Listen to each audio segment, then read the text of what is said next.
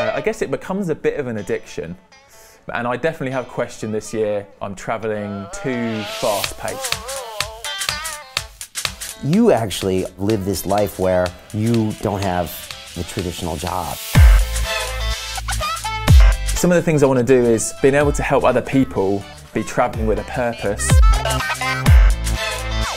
YouTube changed everything and given anyone a potential to globally communicate with anyone else.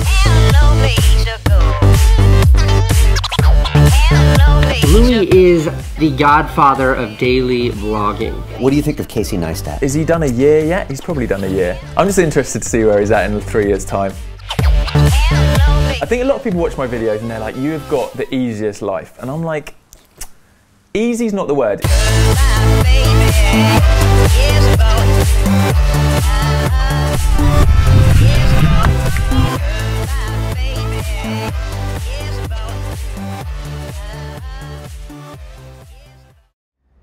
The man that inspired Casey Neistat to start daily vlogging is on the show this week. Louis Cole, AKA Fun for Louis, is here to talk about his last 3 years of daily vlogging. He's racked up 1,000 of these chronicles, and I asked him what it was like to really be in a new city almost every week of your year, what that does to your head, what you see about humanity that we don't see, and also, how do you become a human when you're constantly recording your life? Louis has a DSLR that's clipped to his hip at all times, I kid you not, and he pulls it out like a gunslinger, and he's recording everything about his life, and he makes 10, 15-minute daily vlogs, and I think people don't understand with gentlemen like him and Casey Neistat, the amount of time it does to record something every day and then to put it up and edit it and get it there. I think it just does something with your head, and I give much respect to these guys.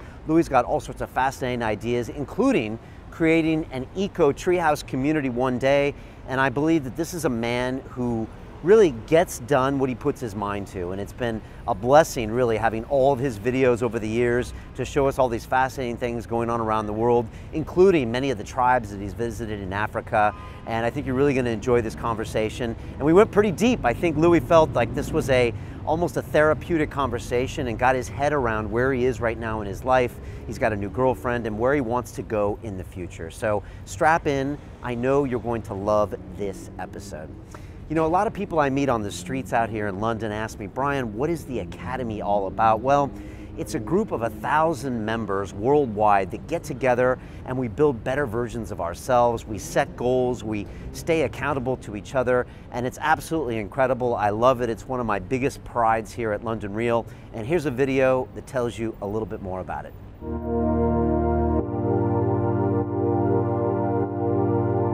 The entrepreneurial journey, it can be a lonely road. I push myself in so many areas, but you know, you can't do it all yourself. The thing about the Academy is, it's like, look, you have the ideas, you have the ability, you have the skill, and you have the sort of ambition for yourself. But when you have a group of people pulling you forward, it's so important. Accountability is what's missing from most of the programs or any gurus or any internet mentor that I had before. I wanted to get some accountability. I wanted to make myself accountable to a group, to you.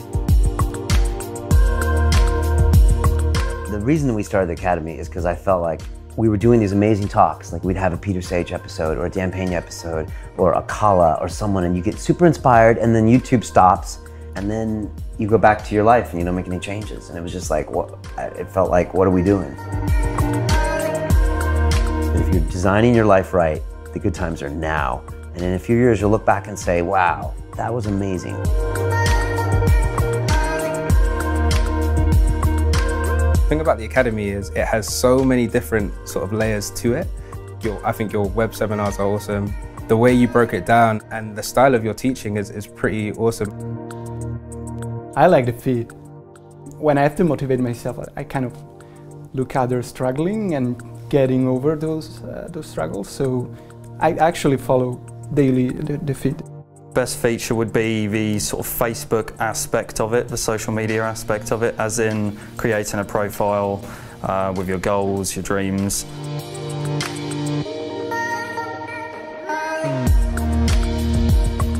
Everyone's on the same vibe, and we may be at different stages in our journeys, but everyone's on the same page at the end of the day. Everyone's really trying to push themselves and building the best you. It really resonates with me. And the fact that I'm committing a small amount of money and the fact that I'm actually trying to interact with those people means that I'm invested and means that I will keep it for the long run.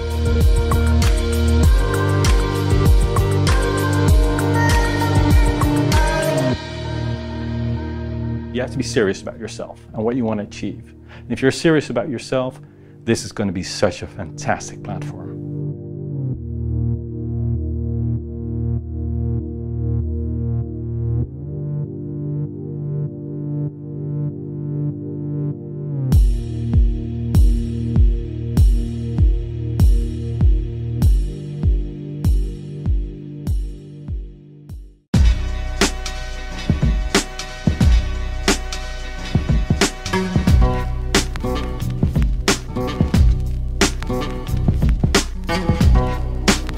London Real, sponsored by Bulletproof.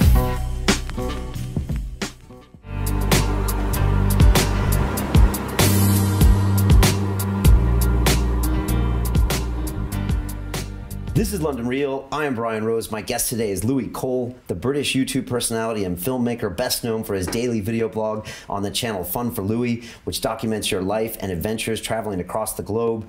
You recently filmed your 1000th vlog and have built an audience of millions of subscribers on YouTube and Instagram, where your videos have been watched hundreds of millions of times. You currently have plans to build an eco treehouse community, and in April, you go on the road with the Solvi Project, a world brainstorming tour to find compassionate problem solvers in Lagos, Dubai, New Delhi, Tokyo, and Rio de Janeiro. Louis, welcome to London Real.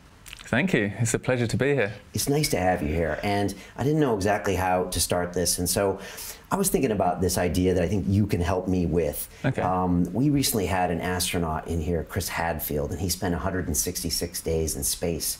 And guys that are up there have something they call the overview effect, and when they look at the Earth so much, they come back with like this new perspective on humanity to a certain extent, because they see that we're all stuck on this rock together. And when I look at your life, I see that you go to all these places and you're constantly in contact with all sorts of bits of humanity, like more so than me or most other people. And I was wondering if you could tell us, from all the stuff you've seen, if there's like one theme that keeps coming back to you, or something that maybe we should know that you know about, I don't know, how we should treat each other, or just like a realization where you're like, this is obvious to me and I wish the rest of the world knew this thing. Okay, an easy question to start with. I think for me, the thing I have noticed, especially going to countries where they're quite different from the UK or America, the thing that's really struck me is that the simple life, the simplicity that a lot of people are living in, and sometimes it's not by choice, there's just a more simple society they're a part of, seems to bring more happiness and more contentment and more fulfillment. And I just feel sometimes the society I've grown up in, we've often overcomplicated what life's really about. So you see people that may not have a lot of material wealth, but they've just got great communities. They really genuinely love each other and their neighbours, and not just their families and their own little household, but there's a much more of a community spirit. And I think that's something that in the developed world that we often claim to have all the answers, and we're striving society and we're succeeding in so many ways. I think that's something I've noticed often we fail in, and it's something I've wanted to come back to in my own life, and especially coming back here and planning to potentially stay in the UK for a bit longer this year.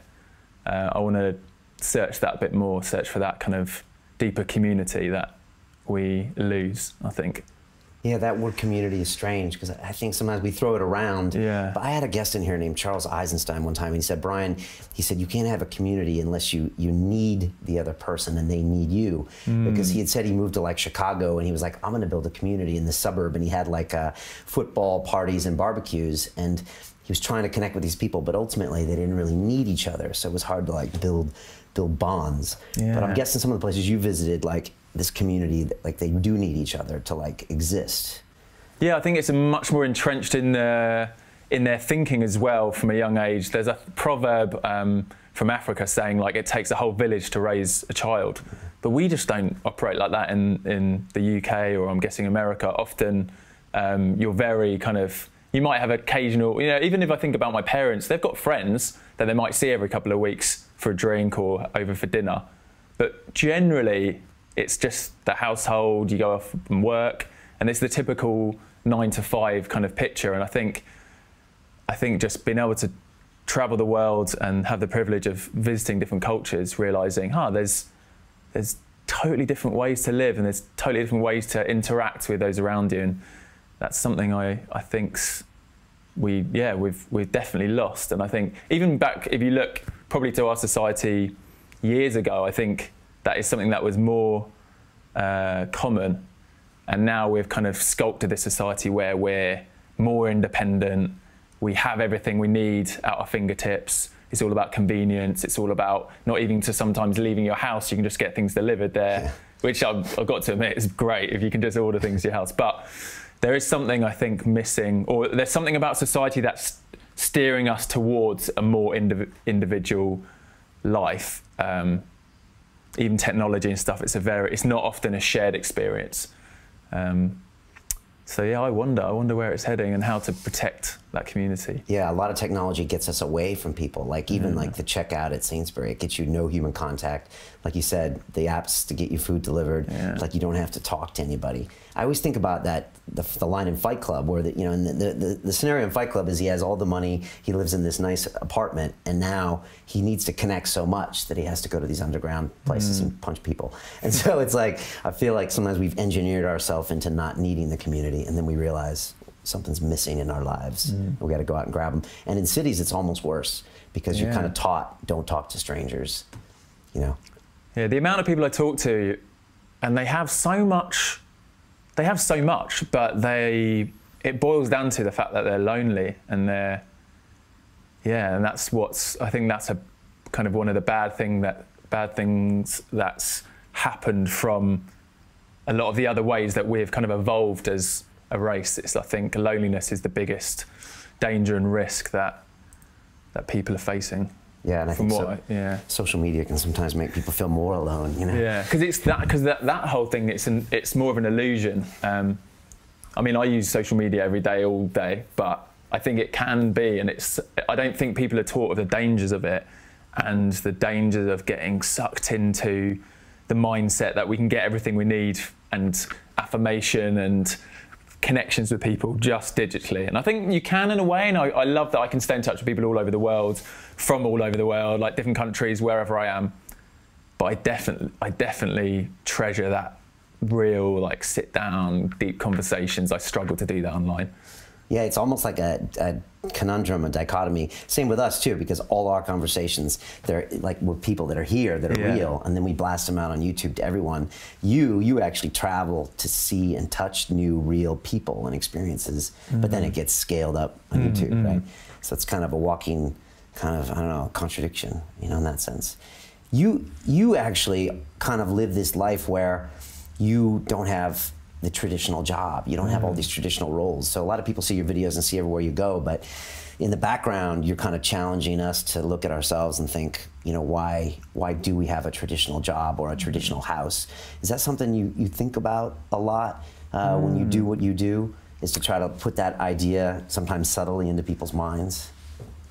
It's really interesting. I probably in my early 20s had this very distinct phase where I started questioning everything. I think it started as a kind of, what do you call it? It's one of those effects that just triggers, it starts off as a little it was almost a little question about something, and it just triggered this knock-on effect of me questioning everything in my life and this construct I'd grown up believing and the things that I'd been taught. And having by that stage seen a few other places in the world and realised not everyone does life in the same way, I just started questioning everything, like, do I need to have a 9-to-5 job? Do I need this amount of money to be satisfied? Do I need to live in a house? Right. All of these things. And you went homeless for a while yourself, right? Yeah, way before YouTube, I was really experimenting with different ways to live, how to live, I guess, minimalistically, like not needing. I kind of just almost challenged myself, like, I wonder how much money I can live on. And I think at one stage I was surviving on probably less than, I don't know, like £30 a week. It was basically food, and I was living in my van, and then I'd have to, the only costs were like fuel, which I often got people to, you know, friends, if we were driving somewhere, we'd like chip in for fuel, and then I'd just buy bulk food, which probably wasn't very good for me. But it was an interesting experiment, and yeah, and I went homeless for 3 weeks because I travelled to Australia and didn't have any money. I think those things taught me a lot, and also made me realise, yeah, you don't actually need to do things in the traditional, conventional ways, that you can try to step out. It's not, I mean, it's scary for people to think, oh, you know, like, some people would never leave their job they're in if they hate it, because they want a backup plan, they need to know what's next. And I'd say sometimes you just it's a leap of faith, isn't it? It's like, well, I know I hate what I'm doing, so you kind of, you know, I think some people get stuck in that for years before they take the step to go and try something new. And yeah, I don't know. I think, like, going back to the question, I think probably that that journey I've been on does naturally come out of my videos in the way that I approach things and think about things. Just because it's been my way of thinking for so long. And you always were you've lived in squats. You kind of befriended homeless people and brought them over.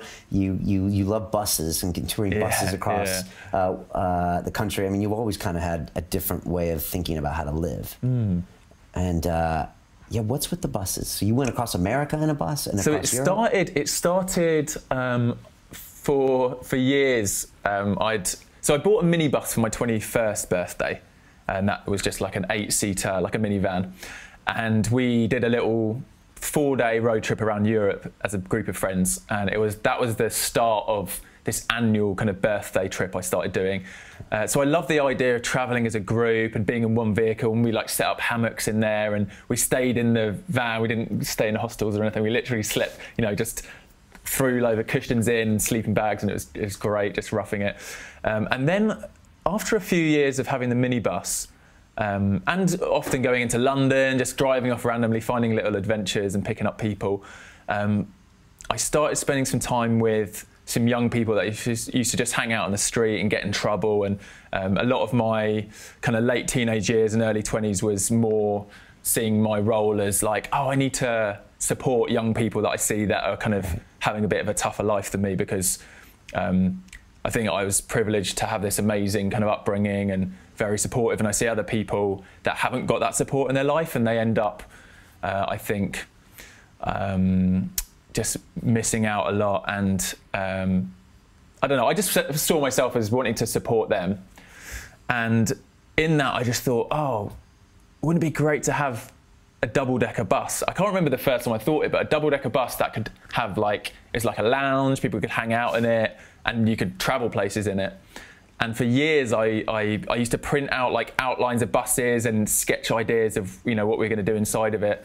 Eventually, after years of talking about it to everyone, someone came forward and said they wanted to fund the idea. So it was at a time when I had no money, there was no plan of how to get the money. No YouTube channel at this point. No, I just kept putting it out there, oh, I want to get a bus. I wrote a little vision of what I wanted. Anyway, finally got it funded, and that was the first step in my kind of slight obsession with buses. And then I got this double-decker bus and converted it and ended up living on it for like 2 or 3 years. And in doing that, I was doing kind of youth work all over London and Surrey, and yeah, it was amazing. At one point, the police ended up renting it from me to do outreach work in one of the bad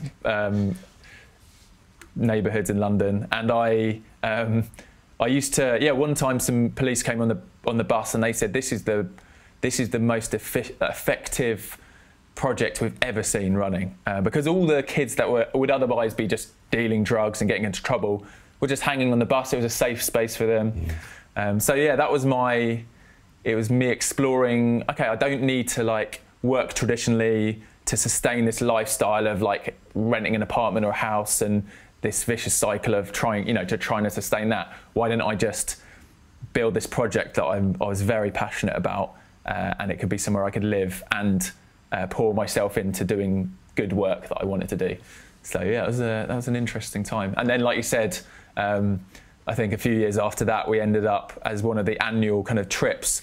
We bought a school bus on eBay near New York, and then we ended up doing this 9,000-mile, 3-week tour of the States, and ended up in Alaska.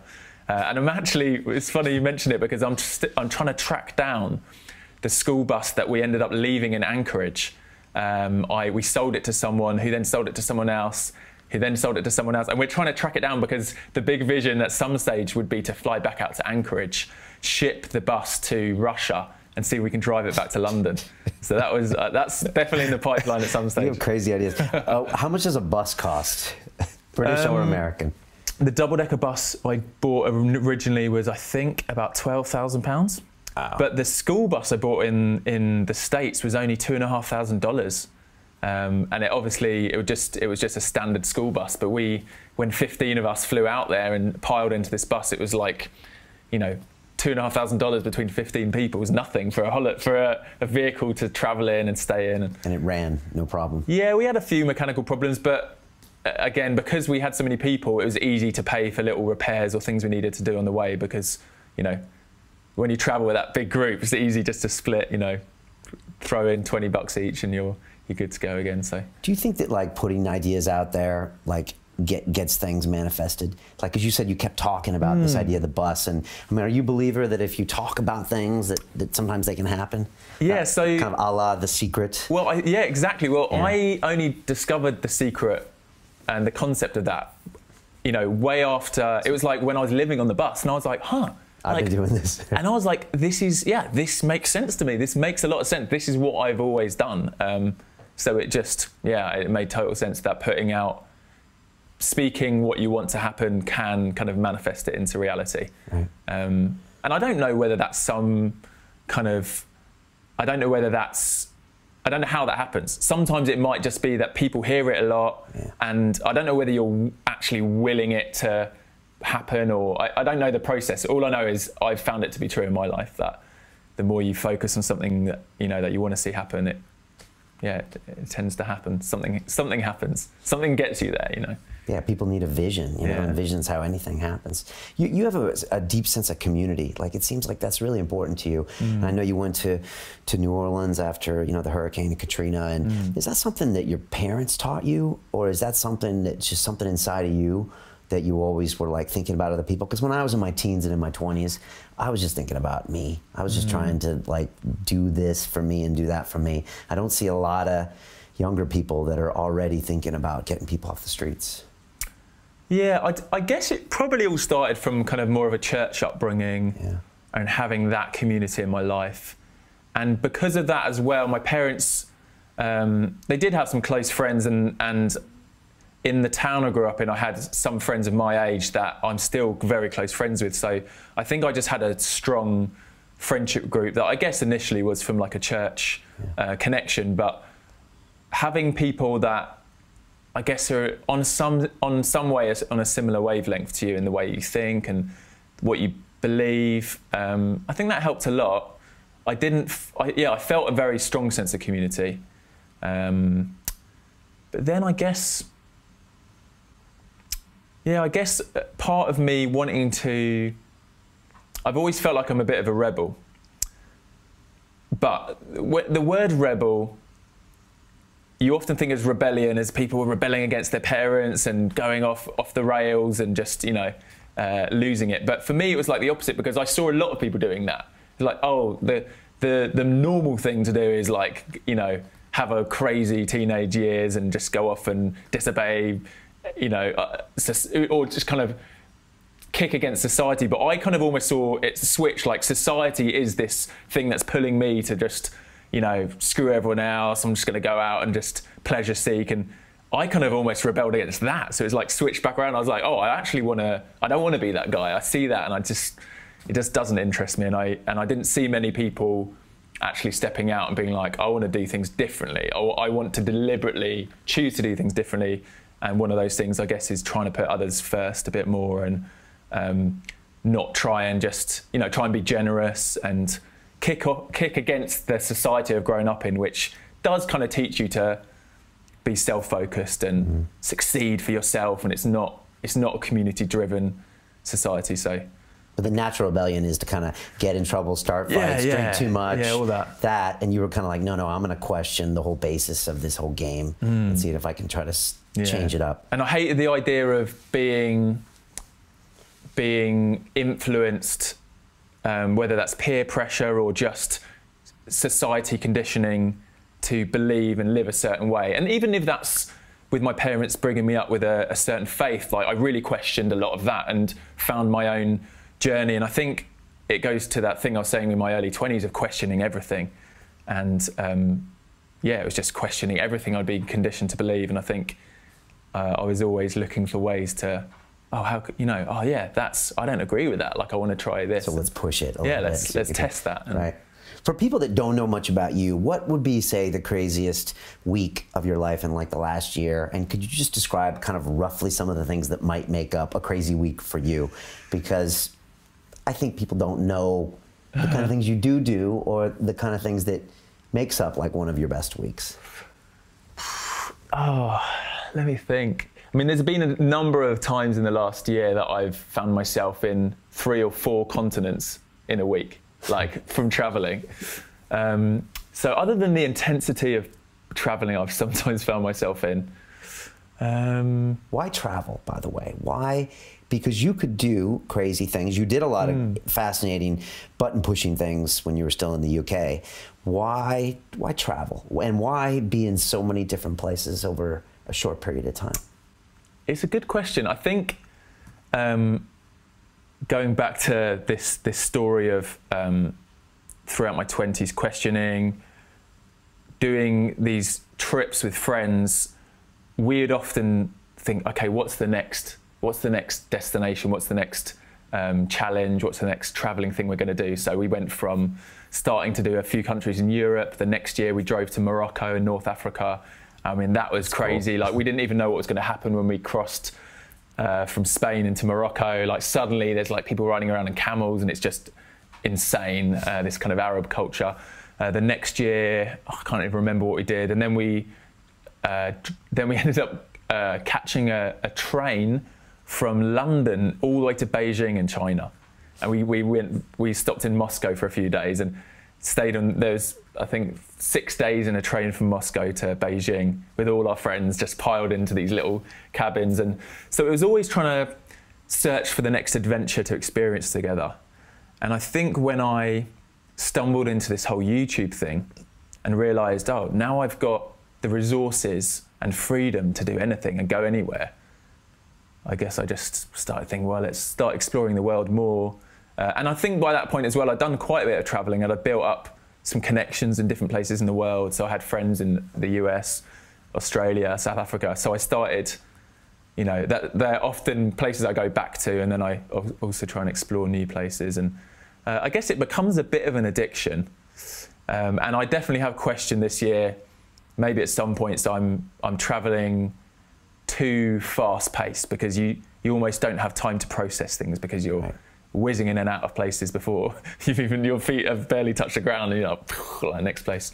And I think as well because I'm now just getting inundated by opportunities to do things, like constantly, there's opportunity to do this. I'm having to pick things carefully now, and also in there really be intentional about, okay, I really want to do this. So recently got back from Kenya, and I'd had that in the calendar for a while as this is my friend's charity project that I really want to go out and be a part of and document and experience. So, I could book out my entire year now if I took every opportunity that came in. Like, I was invited out to South by Southwest to do a panel in Austin, and part of me is like, I'm watching all these things happen there. I'm like, I think I have FOMO, the fear of missing out, and I'm just sometimes like I should have gone to South by Southwest, but now I'm just like, I really made this promise to myself, I'm going to stay. I mean, I can't because my passport's in the Nigerian embassy right now, but I've made this promise to myself to stay in the UK this month. I want to stay. I'm going to turn down anything.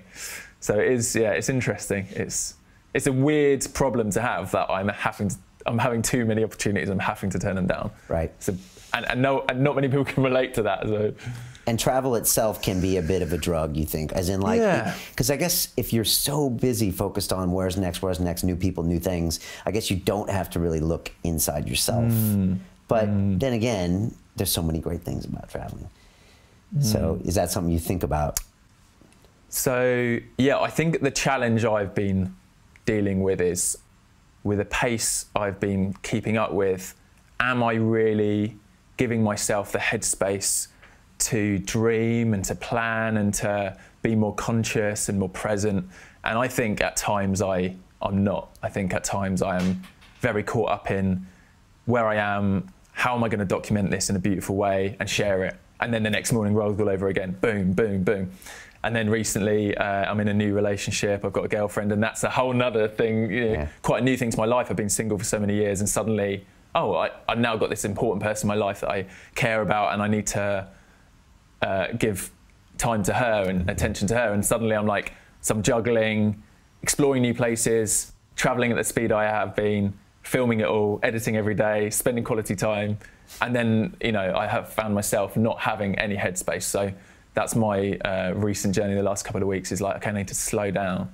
I need to make that an important thing, because otherwise I'm just going to get swept up into this wave, and it's just going to direct me rather than me be intentional and be like, this is what I want to be doing.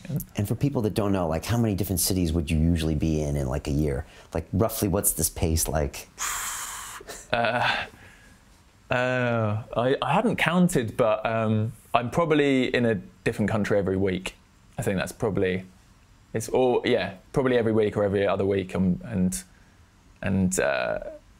Yeah, I haven't, I think I've started now saying, okay, if I'm going to be, like, I was going to be in Guatemala for like 2 days.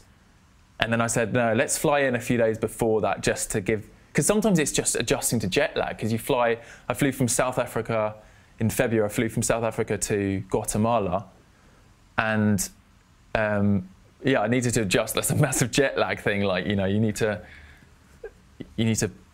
get on the time zone, and then you're capable of operating. And so yeah, I've tried to space it out a bit more, but at times it's very fast. And biggest memories from the last year, like this happened, this happened, this happened. Is it like, you know, paragliding adventures, or is it sometimes? It's less of extreme sports, because those are very fun in the moment. They're pleasurable activities, but I think it's more of the experiences where it provokes a bit of a deeper emotion. There's a connection with someone. Let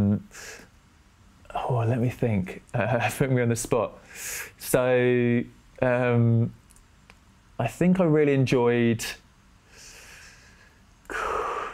where to even start? I mean, I guess I'll work back from, in the last month, I had a very meaningful trip in Kenya. Do you mean this year as in the start of 2016? Yeah. Or in the last year, I guess 12 last months? year. Any period you think. Okay, look, well, let's do this year, because I almost forget sometimes.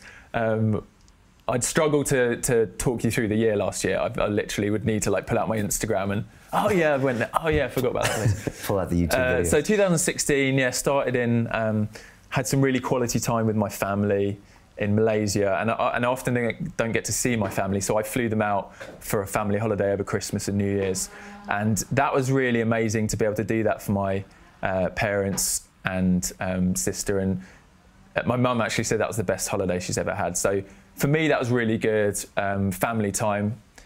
And then jetted over to New Zealand, spent some time with my girlfriend, visited some friends there. Again, that was quality time, experienced a lot of beautiful things in the world. I've even forgotten where we've been. Again, I think I went back to South Africa. A lot, like you said, a lot of my kind of passion isn't just traveling and experiencing new places, but it's the community. So I often choose destinations or trips or projects that involve people that I care about and that I can be working with and collaborating with and doing things with. So spent some time with some friends in South Africa. The recent trip that I just got back from was awesome because it was a group of people from London that I've known for years. One guy that I've been working, I was working in a charity for back 10 years ago. And they've been supporting a local charity in Kenya for 10 years. I went out the first time in 2007. So almost 10 years, this has been a project I've been going back to rather than just landing in this new environment, and which I often like doing. But this was like, there was some deeper, longer term investment that means something to me. And seeing how this project's grown, being able to shed light on it with my channel, which is something I'm passionate about. So as well as inspiring people to travel and bang, bang, bang, destination, paragliding, right, as well as all that inspiration for getting out there and living the adventure, to be able to show something a bit more meaningful and deeper, and there's a bit of a bigger story here. And you know, the project's mainly about this orphanage that was set up, and a lot of the kids that end up on the street in this town called Nakuru in Kenya, that's the main project. They get, I guess, brought into this orphanage and then put in to school and all of this. It just opens up this amazing opportunity for them to go from literally living in the gutter to, and with their parents having abandoned them or died, to being able to go to university, potentially, you know, do anything with their lives. And they see that, to see that hope in someone, and even to get a glimpse of being there for a week, which still isn't actually a long time to visit a project like that. Right. But to see that, for me, that's way more fulfilling, to be able to share those stories and inspire people that there's more going on, there's a bigger picture. It kind of bursts your bubble. I think sometimes in our society we can get very caught up in our own troubles and our own problems, and they have that joke like first world problems, yeah, where you end up getting really angry and frustrated, and I find myself doing it, and I have to have a reality check, and I'm like, I can't believe I'm allowing this thought to anger me or to frustrate me, when if I step back and get perspective. So I think it's trips like that that give me perspective, make me realise how amazing, the amazing opportunities I've had in my life, and the position I've come from. It almost seems unfair.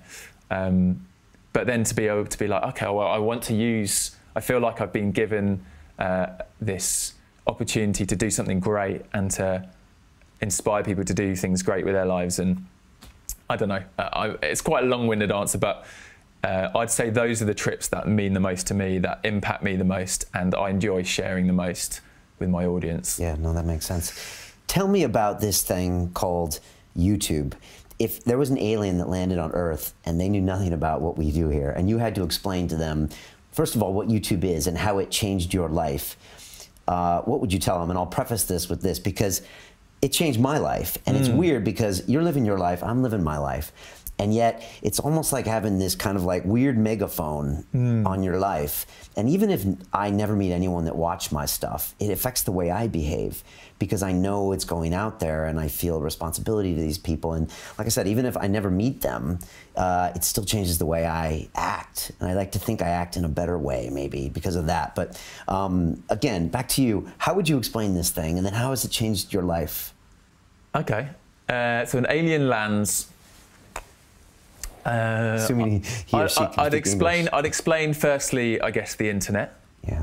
Explain that we've got this population around the globe that is scattered geographically, and that we've built technology to communicate, but that's rapidly accelerated in its advancement over the last even 10 years, 20 years. It's now the stage where we're sharing content and videos and being able to communicate that way. Traditionally, a lot of communication or learning's been done through television or, I guess, scheduled broadcasting that's controlled by big corporations. YouTube has suddenly changed everything and given anyone with access to the internet a potential to have their own platform to globally communicate with anyone else that's connected to the internet. It's suddenly taken the power, in my opinion, out of those big corporations and companies and production people that, you know, they were choosing the content and choosing the message. Suddenly anyone with any message that people want to hear can be heard. And that has changed my life, because I guess I wasn't aware I had this amazing message to share. It's challenged me as the platform's grown, or the audience has grown. It's challenged me to think, okay, well, what do I want to share? And I've always had this inner kind of want to change the world in a positive way and do something that's remembered in history. Not necessarily like, oh, wasn't Louis great? He did great things.